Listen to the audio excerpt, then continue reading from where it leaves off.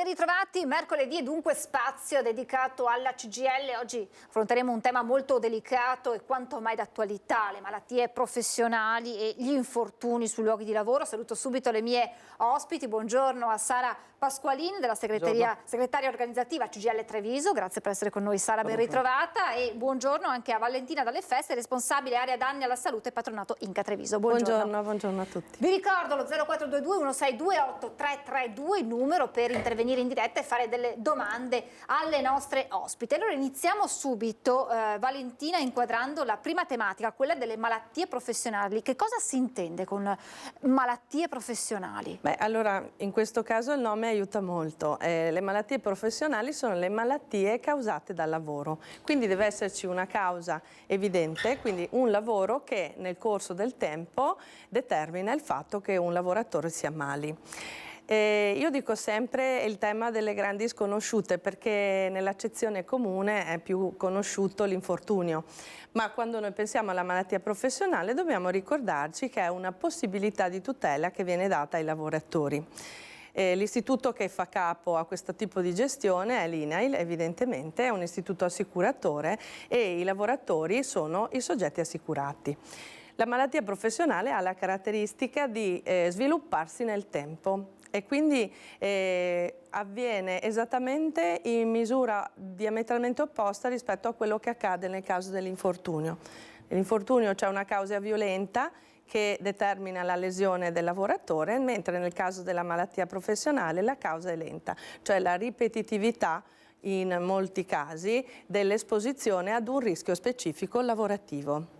Ecco, quali sono le patologie di malattia professionale maggiormente denunciate, di cui voi come Inca vi occupate in modo importante? Allora, il nostro osservatorio all'interno del patronato appunto Inca CGIL abbiamo per lo più delle casistiche riferite all'apparato muscoloscheletrico, quindi per fare qualche esempio il rachide nel caso di soggetti che movimentino manualmente i carichi, quindi gli addetti alla logistica, i muratori, le persone quindi soggette a ripetitività della posizione dell'apparato muscoloscheletrico.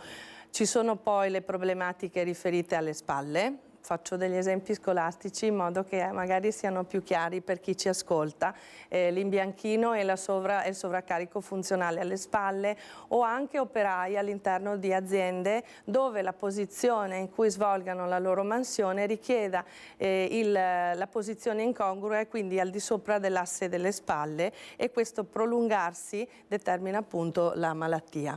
Faccio altri esempi. Nell'ambito della sanità, per esempio, mi viene in mente un operatore sociosanitario addetto anche in questo caso all'accudimento di pazienti non autosufficienti, che determina molto spesso la problematica arachide. E potremo andare avanti fino a un sacco di tempo. Poi ci sono altre tipologie. Io dico, circoscrivo molto spesso il nostro intervento a questo genere di cose perché inevitabilmente sono quelle che incombono maggiormente sui lavoratori, i quali però ignorano l'esistenza della malattia professionale e iniziano dei percorsi che non sono esattamente quelli più idonei.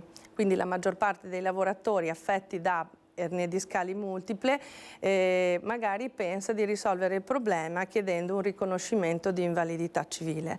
Ecco, se l'origine in questo caso è lavorativa, la strada più giusta da percorrere invece è quella del riconoscimento della malattia professionale. Ecco, quindi diciamo che il lavoratore non conosce proprio quelli che sono i suoi diritti. Ecco, questo è il grossissimo problema che rotea intorno a questa problematica. Ci sono vari fattori che intervengono sicuramente all'interno di questo quadro. Criticamente potrei dire che c'è anche molto spesso e forse anche il problema della non conoscenza legato a una questione di timore e quindi di poca disponibilità da parte del lavoratore stesso di far emergere questo tipo di problematiche. Sara, riusciamo a dare qualche dato sulle malattie professionali? Sì, innanzitutto è una malattia che negli ultimi anni sta crescendo e questo è dovuto principalmente al fatto che forse anche merito nostro stiamo cercando di informare tutti i lavoratori e le lavoratrici di queste situazioni e forse anche una maggiore consapevolezza del lavoratore che determinati sforzi che deve fare nella realtà aziendale, se creano un problema fisico alla sua persona, insomma, non sono da curare in un contesto esterno, ma sono anche da trovare delle soluzioni all'interno del luogo di lavoro proprio per evitare appunto che poi diventa un problema esclusivamente del lavoratore, una malattia che poi si porta avanti per tutto l'anno. Quindi in realtà diciamo che stiamo molto lavorando a livello di informazione sia come patronato sia come CGIL per cercare di diffondere la consapevolezza di cos'è la malattia professionale. Stanno crescendo i dati nel senso che ci sono più denunce. Noi possiamo dare questi dati ad oggi perché lavoriamo sul numero di pratiche che attiviamo e per quanto riguarda Treviso ad oggi siamo attorno alle 300, è uscito anche ieri insomma, un articolo, però ed è un dato che se confrontiamo rispetto agli anni precedenti sta un po' evolvendo. C'è una difficoltà a rendere consapevole il lavoratore che la denuncia va fatta e che la denuncia non sempre genera in automatico un problema all'interno del posto di lavoro. Perché facendo la denuncia, anzi abbiamo l'opportunità di intervenire, di ragionare anche organizzativamente con le aziende per cercare di trovare delle soluzioni. E quindi questi dati qua a nostro avviso andranno a crescere nei prossimi anni, quindi se oggi parliamo di 300, nel 2022 parlavamo di 200-250 pratiche, l'idea è che più consapevolezza c'è nei luoghi di lavoro e più questi numeri possono diventare più grandi. Questa cosa è nella provincia di Treviso, parliamo di 300 nella provincia di Treviso, se ovviamente andiamo sul Veneto e quant'altro i dati sono più importanti, si parla di 3.500 pratiche, poi divise tra uomini e donne, insomma ad oggi è molto più presente la denuncia da parte dell'uomo rispetto alla donna, ma perché? Perché in realtà poi nell'ambito lavorativo donna e uomo ci sono anche contratti diversi, tipologie diverse. Però quello che diceva Valentina prima è fondamentale perché in realtà molto spesso le persone non si accorgono, nel senso che magari svolgono quell'attività, mi viene in mente la signora delle pulizie che deve fare quell'attività lì e si dà per scontato che è normale che uno abbia il mal di schiena piuttosto che... Ecco, questa cosa qua... Non deve essere scontata, nel senso che non deve esserci la situazione per la quale io svolgo quell'attività là e devo portarmi in automatico tutta una serie di dolori fisici che avrò per tutta la vita. Su questa cosa qua io chiedo sempre, venite nelle nostre sedi, confrontiamoci anche con le categorie e si prova a riragionare. Quindi sarà sempre più importante, e soprattutto siamo noi i soggetti primis che devono dare un cambiamento anche all'interno dei luoghi di lavoro, se no diamo per scontato che faccio quel lavoro lì, devo avere il mal di schiena, devo avere il braccio usurato, devo avere la gamba che non funziona e quant'altro, insomma. Faccio l'avvocato del diavolo, mi verrebbe da chiedervi come si fa a stabilire se quella malattia è effettivamente legata al lavoro, alla mansione che sto facendo? Allora, per decidere di fatto il nesso di causa diretto tra la patologia e l'attività di lavoro esistono degli strumenti che vengono utilizzati in medicina del lavoro che servono proprio a misurare l'esposizione a determinati rischi di lavoro.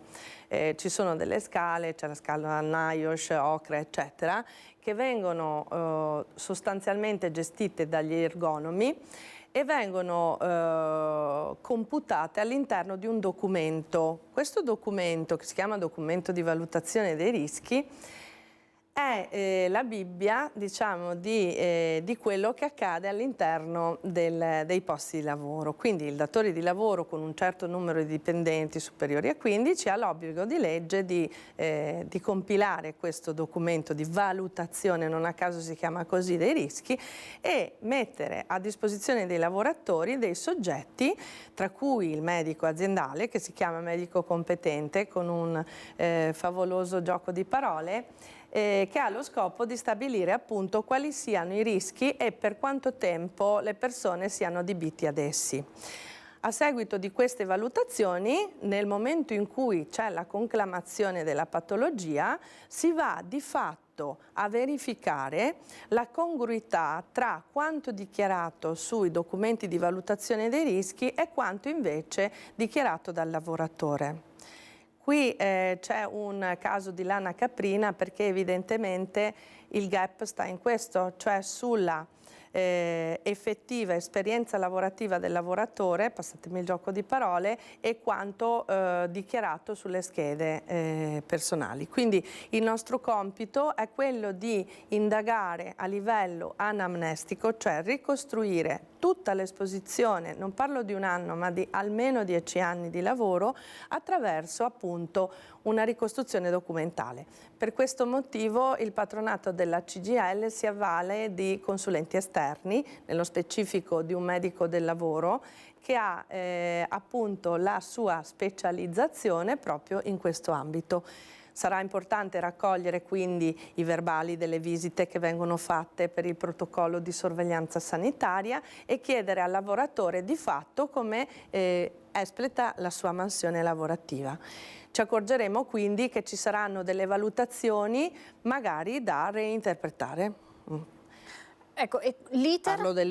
Faccio un esempio sull'ipoacusia, quindi con dei range, ci sono anche dei limiti proprio dal punto di vista dei decibel per quanto riguarda la rumorosità degli ambienti.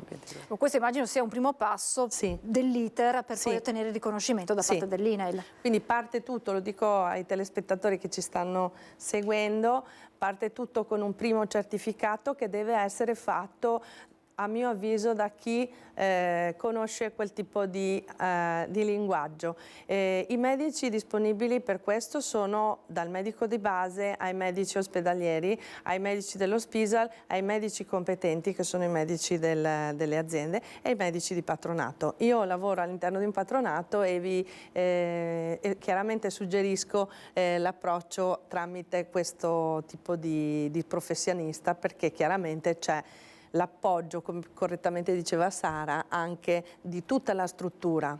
Quindi il lavoratore non si trova da solo all'interno del ginepraio delle normative, viene accolto all'interno di una struttura che lavora a rete e che permette al lavoratore di tutelare i suoi diritti a 360 gradi.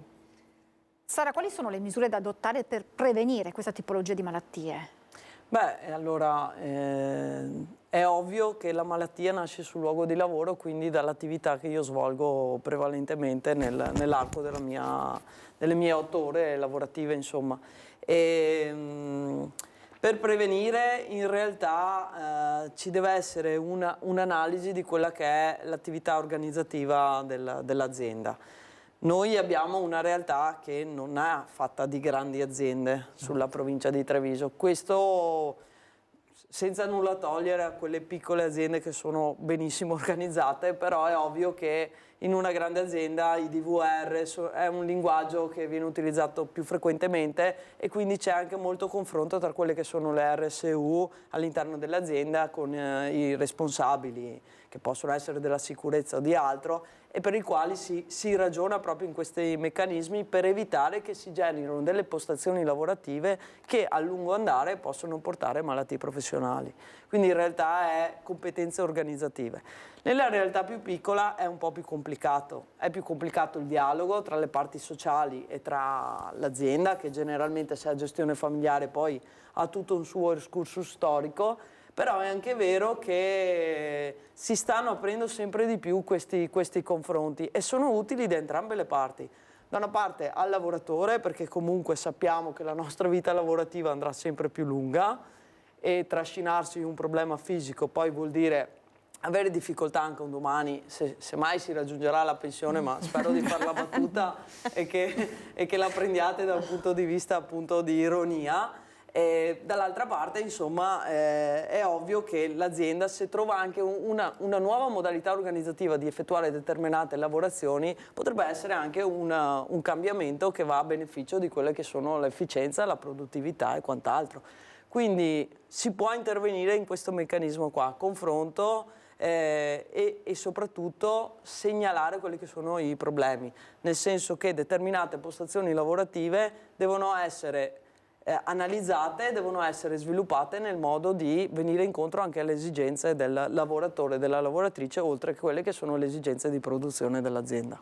Lo SPISAL interviene solo in caso di infortuni o anche nel caso delle malattie professionali? Lo SPISAL interviene anche in caso di malattie professionali, nel senso che può essere un organo che viene contattato e che fa una serie di verifiche all'interno del luogo di lavoro e con il quale poi si possono trovare delle soluzioni.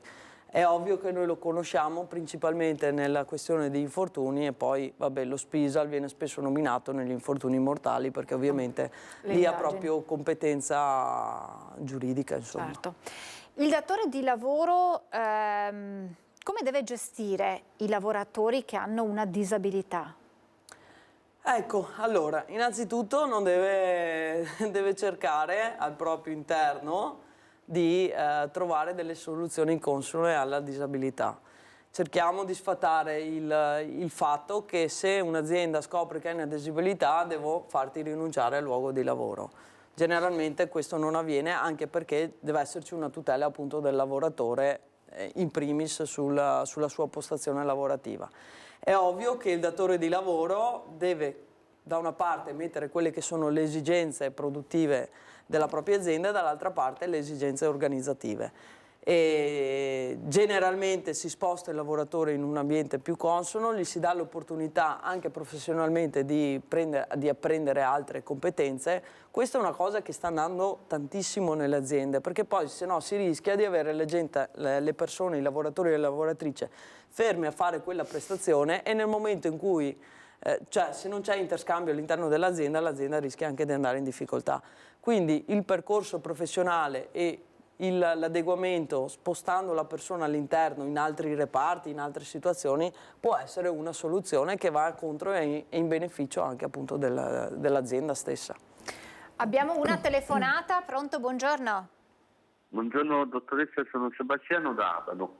Niente, io sentivo i discorsi degli infortuni, no?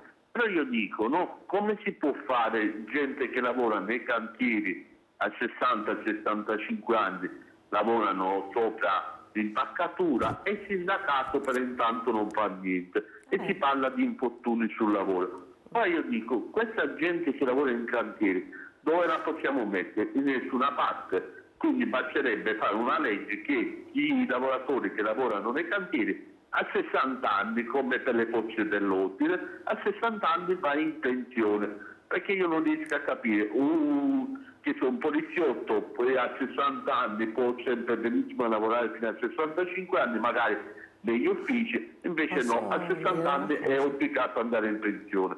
E chi fa un lavoro veramente di impaccature è un lavoro anche pericoloso, perché salire sui ponti a 60-65 anni è anche rischio. Quindi come mai ci sono lavoratori di serie A e lavoratori di serie B? Perché nel privato uno a 60 anni non può andare in pensione, mentre le forze dell'ordine a 60 anni per legge devono andare in pensione. Volevo sapere questa domanda, grazie e buongiorno. Grazie davvero per averci posto questo quesito, prego Valentina Refesta. Allora, per rispondere al lavoratore, poi siamo disponibili magari a darle delle informazioni più specifiche rispetto al suo caso. Esiste da parte del legislatore un'apertura già negli anni precedenti rispetto ai lavori usuranti e ai lavori gravosi. Quindi sarebbe interessante capire rispetto al tipo di lavoro che lei fa se potessimo potremmo eventualmente parlare di questa tipologia. Ci sono delle verifiche da fare, l'INPS mette a disposizione dei codici, insomma c'è una domanda da fare. Le ricordo, se è della zona di Padova, può andare a rivolgersi tranquillamente al patronato, dove le possono suggerire eventuali percorsi per il riconoscimento che sta alla base della gravosità della mansione, esattamente il discorso che lei faceva. Nel discorso del pubblico impiego le forze dell'ordine hanno delle maggiorazioni contributive che danno loro la possibilità di avere un'uscita dal posto di lavoro con età inferiore. Per quel che poi riguarda nello specifico la questione di che cosa fare, cioè qui è una questione di lana caprina, ripeto. Gli strumenti legislativi ci sono, bisogna capire se effettivamente sono fruibili e dopodiché se una persona, e gliela lascio così come incipit, purtroppo si ammala e la tipologia e la malattia, in questo caso extralavorativa, ha come scopo, diciamo, come conseguenza un'invalidità che non è l'invalidità civile, ma ha un'invalidità ai fini INPS dell'80% o una riduzione a 2/3 della capacità lavorativa, esistono per questi lavoratori, quindi vessati dall'attività di lavoro, delle soluzioni pensionistiche che tengono presente dello stato di salute precaria. Quindi io la invito davvero, se ha delle patologie più o meno conclamate, di rivolgersi a uno dei nostri patronati per avere delle risposte più esaustive rispetto a quello che le posso aver detto io oggi. Grazie Valentina. Abbiamo un'altra chiamata in linea, pronto? Sì, buongiorno, sono Nadia di Cittadella. Volevo delle informazioni per cortesia. Io sono seguita da CGIL, ecco, di Cittadella per malattia, per quanto riguarda infortuni INAL, di cui mi sto facendo domanda per una rendita. Sì. Però tardano a darmi la visita, l'ultima visita definitiva, e dopo a luglio vado in pensione. E poi adesso devo fare delle... come una visita, ecco, per allergie ai prodotti industriali per le imprese di pulizia. Se risulto allergica a questi prodotti, devo fare qualcosa? Cioè, posso fare qualcosa? Grazie signora Nadia. Allora, sono due le questioni. Grazie. Uno è il ritardo nella questa visita, che è quella definitiva, e l'altro è capire come dovrebbe muoversi la signora nel caso dovesse risultare allergica a questi prodotti che lei usa per il suo lavoro. Certo, allora probabilmente la signora sta per ottenere il riconoscimento, ha avuto un infortunio con dei postumi permanenti e i colleghi di Padova probabilmente stanno gestendo il ricorso nei confronti dell'INAIL. I tempi di attesa ai noi sono un po' dilatati e questo è dovuto da una difficoltà che hanno le varie sedi INAIL. Io conosco meglio la realtà chiaramente di Treviso, ma è una condizione condivisa perché hanno in questo periodo un problema proprio di carenza di personale medico. Questa questione tra l'altro è già stata presa in esame e l'Istituto sta cercando di trovare delle soluzioni ovvie perché i tempi di attesa effettivamente stanno diventando un po' lunghi e su questo sono d'accordo con lei. Vedrà che dovrebbero esserci delle nomine a breve, quindi confidiamo in un recupero sulla tempistica. Per quanto riguarda i diritti acquisiti non ha problemi, anche se va in pensione la rendita INAIL è vitalizia, quindi lei la percepirà vita natural durante e soprattutto saranno un'indennità economica esentasse. E io ricordo dopo, se avremo la possibilità di spiegarvi, altri benefici che derivano dal riconoscimento di danni permanenti, sia nel caso di infortuni, sia nel caso di malattie professionali, magari ne parliamo in un altro, un po' più dopo. E l'altra domanda era per i patch test, se gli esami, diciamo, gli accertamenti strumentali che lei andrà a fare probabilmente saranno appunto questi test per vedere la forma di allergia.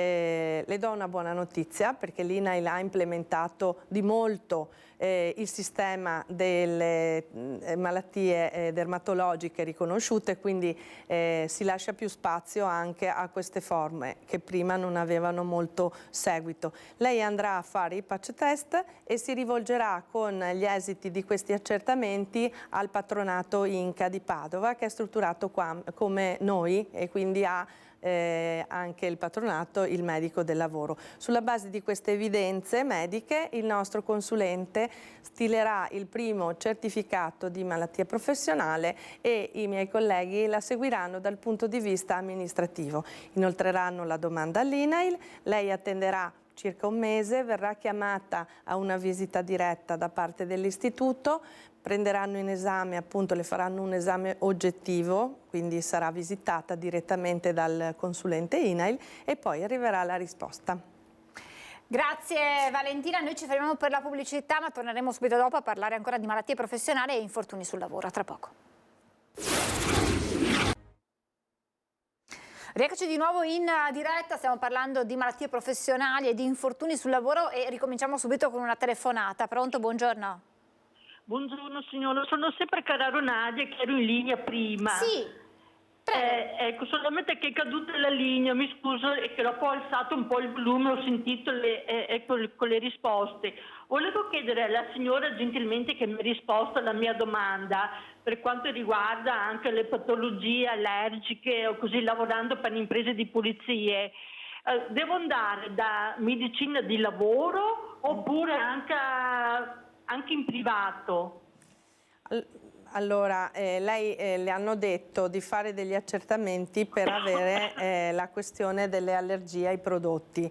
Allora, io le consiglio di farsi fare un'impegnativa, parli con il proprio medico di base, evidenzi che ha delle forme allergiche, probabilmente o ha problemi di pelle oppure di respirazione, non lo so adesso nello specifico. E glielo dice al dottore di base, il dottore di base gli fa l'impegnativa, si fa i test allergici e poi con quelli viene da noi. Se andasse ma se il dottore di base, mi scusi, ma sì? se il dottore di base non mi vuole fare l'impegnativa? Allora, il medico, da che so io, se ha cura del paziente, il paziente dice ho una problematica per cui ho una dermatite e non capisco perché ce l'ho, dovrebbe dire lui in prima persona ti faccio degli accertamenti, ti faccio fare delle ricerche io per capire perché ce l'hai. Altrimenti se il suo medico sta facendo blocco, le faccia privatamente, però lo Spisal non ha questa funzione.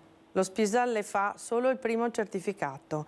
La medicina del lavoro di Padova era strutturata per questo tipo di cose, può anche chiedere, però mi sta facendo una domanda fuori territorio. Io ricordo perché a volte ho mandato, soprattutto nei casi in cui ho trattato delle forme di asma, a Padova direttamente alla medicina del lavoro, perché hanno una struttura dove si riesce addirittura a riempire l'ambiente con determinate modalità. Ecco, io ho questo ricordo un po' vecchio, però le ripeto, se la domanda la pone anche ai colleghi di Padova, sono certa che le possano dare delle indicazioni più precise rispetto a quello che posso dirle io per la mia esperienza. Ma io ho chiamato Padova, sì. Io ho chiamato Padova e mi hanno detto che prima devo andare con tutti gli esami e dopo mi fanno la visita. Sì, intendevano dire, se posso interpretare, prima deve fare tutti gli accertamenti dove ci sia scritto effettivamente qual è la malattia di cui lei soffre. Infatti lo dico anche io alle persone che vengono nei nostri sportelli, non posso dire ho mal di schiena, devo avere la definizione, si chiama nosologica, cioè devo avere la diagnosi. Mal di schiena uguale ernia discale, mal di schiena vuol dire bulging, sì. Ok. Quindi forse il collega le avrà detto prima fai gli accertamenti, poi quando abbiamo scritto nero su bianco come si chiama la tua patologia, vieni da noi e iniziamo il percorso. Ci vada tra l'altro perché i punteggi si sommano, ecco, se posso... Ho capito. E quindi l'obiettivo è buono. Il medico di base tanto tempo fa mi ha fatto fare degli esami, Sì. e loro hanno, lui mi ha detto guarda che è tutto a posto, però sinceramente Magari se lei non mi dice... sento bene. Ecco, allora lei deve essere molto chiara col suo medico, deve dire purtroppo le mie condizioni mi sembrano peggiorate, mi succede questo, con questa frequenza, e vedrà che il medico le farà sicuramente le impegnative che le servono, diversamente no. Grazie signora Nadia, in bene. bocca al lupo, buona Grazie. giornata, Tanti auguri. grazie. E Sara voleva aggiungere una cosa in merito alla telefonata precedente di quel signore che diceva 65 anni, 70 anni su un'impalcatura, è difficile, i sindacati non fanno nulla, non è proprio così. No, infatti è uno dei nostri, battaglie. delle nostre battaglie sempre aperte, nel senso che a parte quello che la legge prevede del lavoro usurante, insomma, che nasce appunto sempre anche lì dalle richieste dei sindacati, perché io mi ricordo benissimo le battaglie all'apertura di determinate tipologie di lavoro, perché è ovvio che fare un lavoro a 70 anni non è la stessa cosa di farlo a 50 anni. I cantieri è la stessa identica cosa, nel senso che noi, soprattutto la Fillea, che è la categoria che segue l'edilizia, opera molto sul fatto della sicurezza anche nel cantiere, e mandare una persona a 65 anni su un'impalcatura non è la stessa cosa di mandare un ragazzo a 30 anni, fermo restando che la sicurezza deve essere per entrambi, devono esserci tutte le protezioni, quello che ci sta dietro, l'impalcatura montata in un certo modo e quant'altro, perché poi anche quello di 30 anni cade se non ci sono le norme e le disposizioni di sicurezza. Quindi in realtà noi siamo molto attenzionati su queste questioni e interveniamo anche con le istituzioni lì dove serve, facendo segnalazioni proprio per mettere in regola determinate situazioni. Ci tenevo a sottolinearlo perché non deve passare che noi ci giriamo dall'altra parte, anzi cerchiamo proprio di attenzionare, di portare delle soluzioni su determinate situazioni, perché poi quando succede l'infortunio o quando ci scappa il morto, siamo tutti bravi a dire ma non deve più succedere, però il problema è che bisogna agire preventivamente per evitare che fatti come questi succedano. Chiarimento assolutamente importante. Abbiamo un'altra telespettatore o telespettatrice al telefono. Pronto? Buongiorno. Sì, buongiorno. Volevo chiederle intanto buongiorno a tutti. Io chiamo dalla provincia di Treviso. Volevo sapere, essendo che io ho lavorato 5 mesi nel periodo del 2023, poi sono rimasta a casa 2 mesi per problemi alle ginocchia per il lavoro che facevo, e volevo sapere se il discorso delle malattie professionali è valido anche per chi non è più attivo nell'attività lavorativa, essendo che io sono in pensione dal 1° di settembre. Grazie. Allora, in questo caso... Grazie, buongiorno. Grazie Buongiorno. signora, buongiorno. Allora, in questo caso il legislatore ha pensato anche a dare questa risposta, per cui ci sono a determinate patologie corrispondono determinate lavorazioni e determinati tempi in cui io mi posso attivare dalla cessazione del rischio a cui sono esposto. Faccio un esempio, penso di andare un po' a memoria, ma l'ernia discale, movimentazione manuale dei carichi, periodo massimo si chiama di indennizzabilità, cioè da quando, entro quando io posso attivarmi, 3 anni, 4 anni dalla cessazione del rischio. Le ginocchia, se entriamo nel merito, per esperienza diretta, però io faccio sempre molti passi indietro perché io non sono un medico, sono una patologia fortemente invalidante, ma correlata a delle posture precise. Pensate a un piastrellista, a un posatore, a un parchettista, a un idraulico che sta spesso, allora il posatore sta a carponi e l'idraulico sta accovacciato.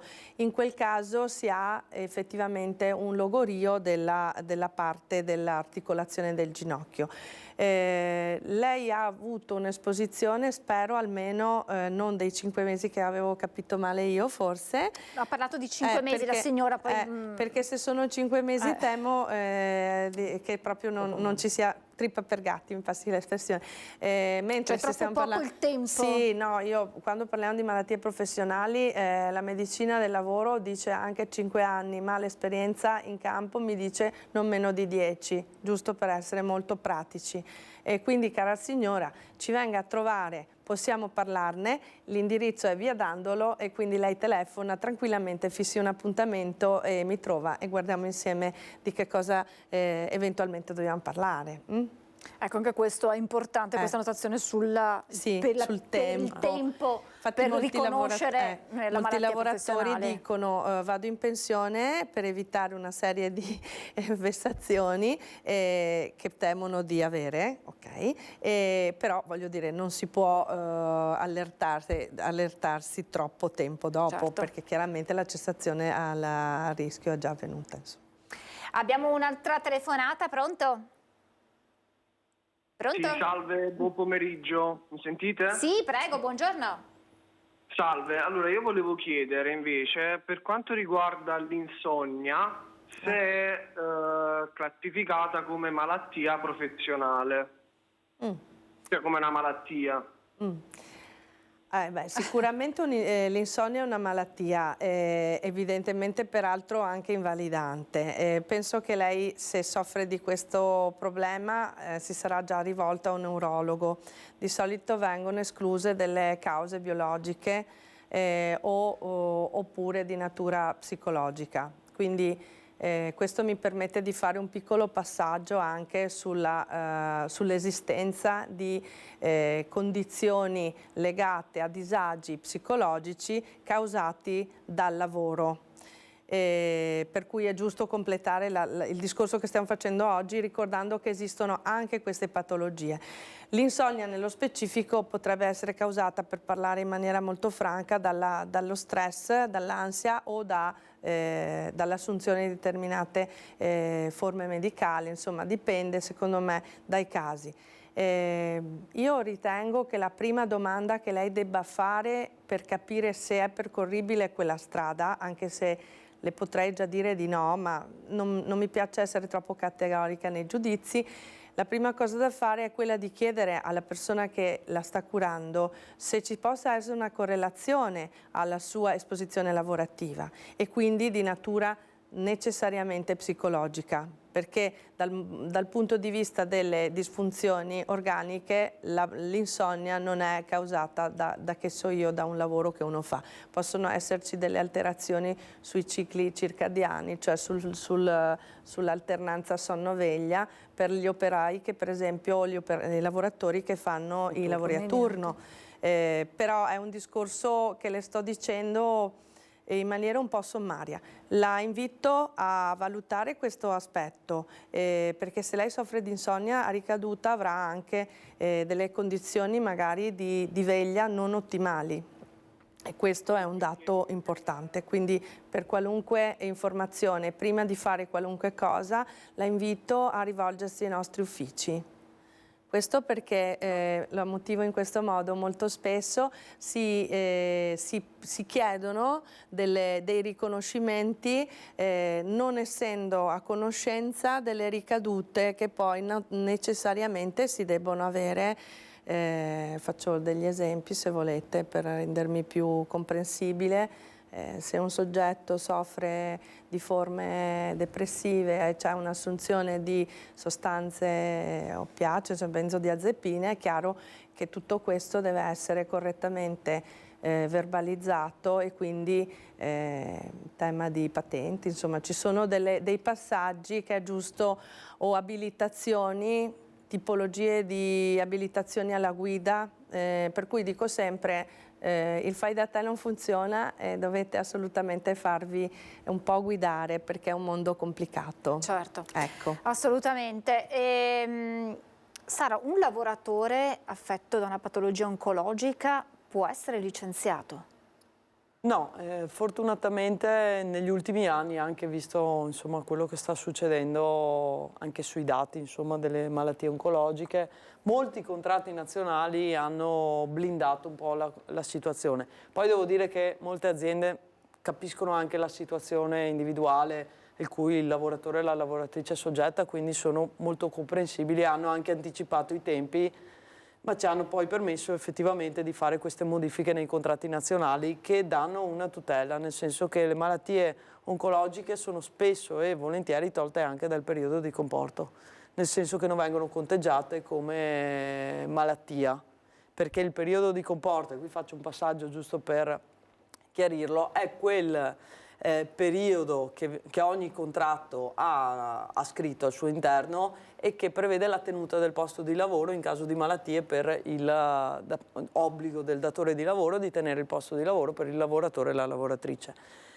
Fino a qualche anno fa i contratti davano una copertura di 1 anno, di 2 anni, o quelli un po' più strutturati per le malattie oncologiche prevedevano periodi lunghi. Ad oggi è stato addirittura tolto, nel senso che non viene neanche conteggiato per il conteggio del comporto. Quindi questo vuol dire che si dà il tempo alla persona di curarsi adeguatamente e di dedicarsi a quella che è la priorità in quel momento, ovvero a uscirne da una malattia che è molto complicata e che sappiamo benissimo che ha effetti poi non solo sulla persona ma anche su tutto l'ambiente, il contesto suo familiare. Insomma. A prescindere da quanto tempo le servirà per guarire? A prescindere da quanto tempo, alcuni contratti proprio l'hanno proprio tolto, nel senso che lo considerano come una cosa a sé stante e quindi di conseguenza non intervengono neanche nel conteggio della malattia.